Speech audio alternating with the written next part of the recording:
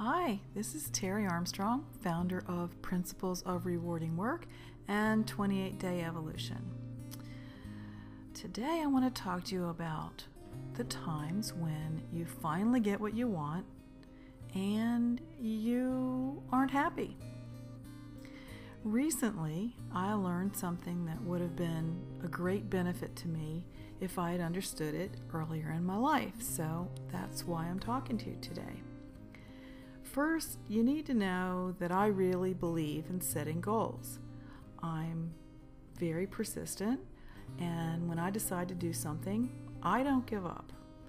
I will hold on to a goal and pursue it for years until it manifests.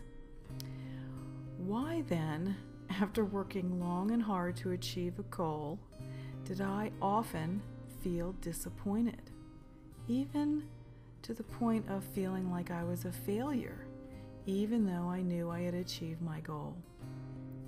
I found myself wondering why I wasted all that time and effort only to receive something I didn't want or that didn't quite feel right. Often, after achieving a goal that I had worked on for a long time, I also found myself deluged by the weight of new and more pressing goals, which seemed to add to the stressful feelings. Now, here's an example of getting what I want and being very unhappy. I worked for 12 years to get my undergraduate degree, my CPA license, and my graduate degree, all while I was working full-time jobs. Most of that time I was in a professional capacity, working quite demanding full-time jobs.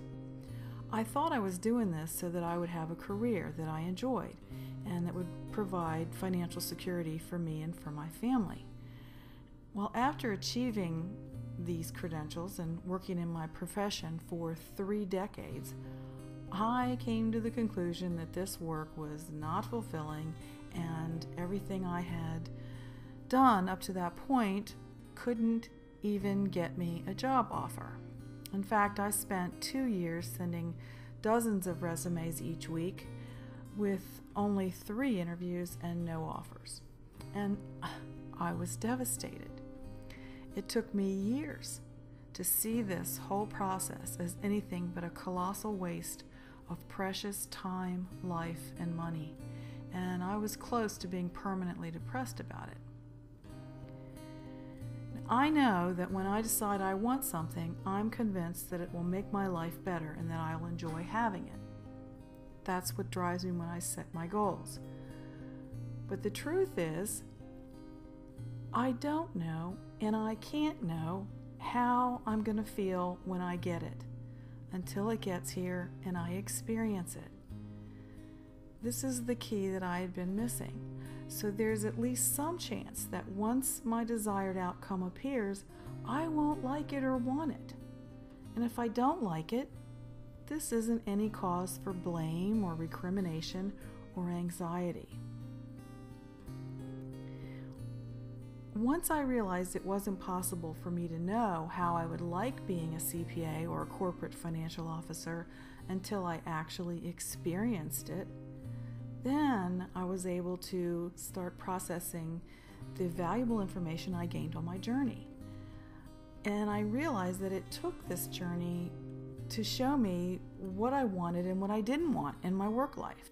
I had obtained and sharpened skills that allowed me to step into meaningful and rewarding work that I think I was put here on this earth to do, even though what I ended up doing is outside of the profession that I had trained for.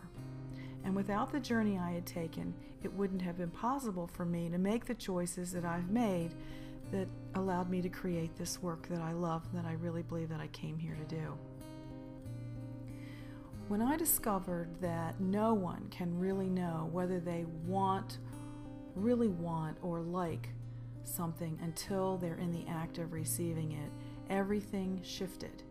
This opened a whole new way to perceive setting goals, working toward goals, and achieving goals. This is a powerful shift in perception. It allows you to understand that the primary value in setting and achieving a goal or manifesting a desire is to find out if the outcome is something that you want as much as you think you do. And once you have the outcome, you can evaluate the experience and use that information to determine your next goal or desire. Achievement of your goal is really a new platform that you can use to set your next goal or desire. And the natural byproduct of working toward an objective is the arrival of new and different goals. The surprises are, it's not achieving the goal itself, it's the real reward. In fact, achieving the goal may reveal that I don't like or want the outcome that I've worked for, and that's okay. And all the new goals and desires that have appeared by the time I achieve a specific goal are a wonderful result of the choices and actions I have taken in achieving the current goal. And had I not taken that journey and made those choices and taken those actions, these new opportunities wouldn't even be apparent to me. So knowing from the start that achieving your goal may or may not produce something you really want gives you a couple of great advantages. You have more motivation to make choices along the way that allow you to enjoy the journey. Always want to love every moment. And once you achieve your goal, you have the clarity you need to evaluate how you feel about this new state of being. You don't have any disappointment or failure messages that clouds your assessment of where you are and where to go next. And from the beginning, you can remain open to choosing alternate goals or refining your goal to get closer to your heart's desires. And this is a good one. You are not so attached to a specific outcome. You can watch for delightful surprises and shifts in energy that come your way. So remember, set new goals because you want to learn more about what you like and what you don't like. Enjoy the journey and be open to new possibilities. See you next time.